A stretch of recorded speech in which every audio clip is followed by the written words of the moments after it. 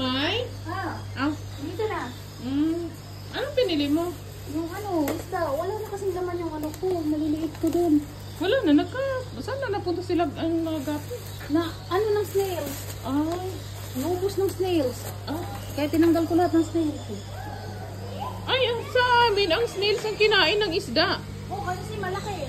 Ah.